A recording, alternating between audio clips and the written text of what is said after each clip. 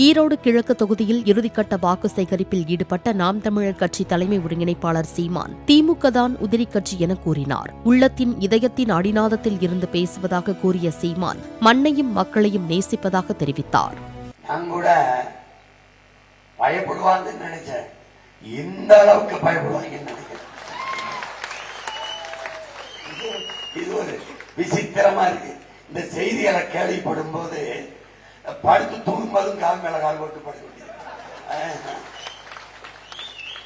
ஐயா ஐயா தமிழக முதல்வர் மாண்புமிகு மேன்மை மிகு தலைவர் பெருமகன் முத்துவேல் கருணாநிதி ஸ்டாலின் அவர்கள் சொல்கிறார்கள், அதிமுக பாரதிய ஜனதா சில உதிரிகளை, சில உதிரி, யாரு உதிரி?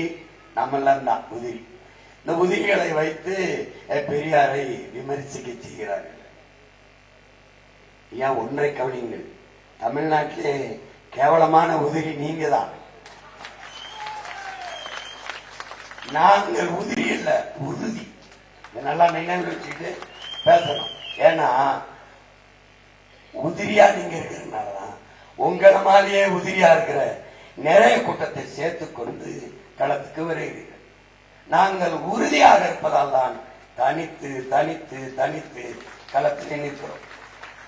எல்லோருக்கும் புரியும்படி ஒரு சான்று, கோயிலை கட்டுவதற்கு பல கற்கள், உதிரி உதிரி உதிரி கற்கள்.